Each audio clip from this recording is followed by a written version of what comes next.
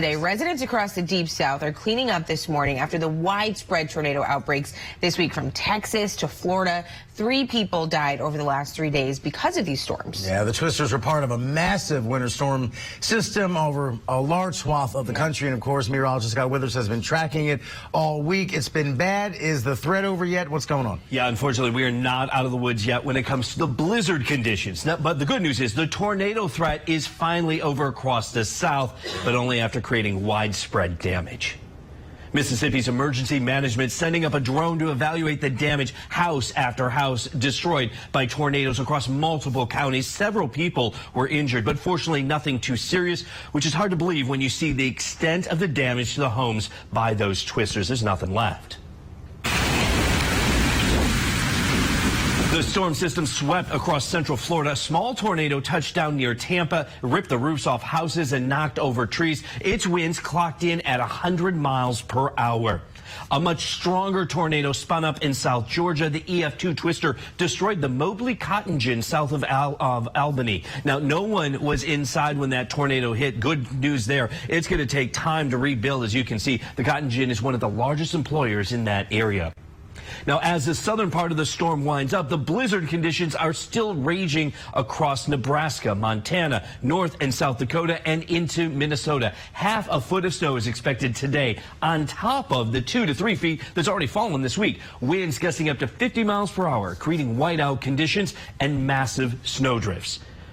Hundreds of miles of roads throughout the region have been closed. Road crews have been working nonstop all week to try and get them open, but as soon as they plow them clear, the blowing snow just drifts back over them, closing them again. Police in the region still asking people just stay home and off the roads until this storm passes. Here's the good news. It is almost over. You can see here on the map, really starting to wind up here in the plains. The blizzard warnings were all going to expire there later today. That's great news. Now the focus out here on the East Coast. We're going to see almost a foot of snow across New England, up from New York State all the way through to Maine. It's going to be another snowy weekend in Buffalo. We're going to have lake effect snows that could drop up to 4 feet between today and Monday. So the Saturday night game between the Bills and the Miami Dolphins at Highmark Stadium, it's going to be a snowy miss. And you might remember the Bills already had to move a game to Detroit earlier this year because of lake effect snow, so we're going to see it again this weekend. Let's take a look at all the severe weather warnings today. The red and pink, the blizzard warnings, those are going away later today. Winter storm warnings, we've got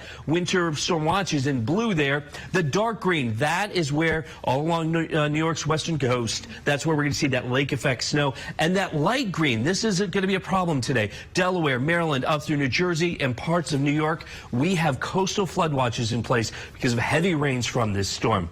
The good news, the storm, you guys, finally going to move out by this weekend, but when it moves, it's going to create, in one of my favorite words, a big polar pocket across the country next week for some true Siberian air to move in. You guys, we're going to see temperatures drop more than 40 degrees across most of the country just in time for Christmas. Stop.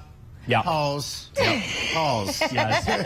Yeah, I love weather terms. Love me a weather term. He loves alliteration. Okay, so polar vortex. I mean, Polar okay, I've heard that. Yeah. So what is a polar pocket? When one thing moves out of the way, it creates a big open space for it to move into. That's different than a polar vortex. So this is just creating some space out there for this Siberian air to come swooshing in, and it will next week. It's going to get really cold, dangerously cold in parts of the country. Big swoosh. Big swoosh. All right, Scotty. You always got something. Thank you. Thanks, Scotty. Yeah.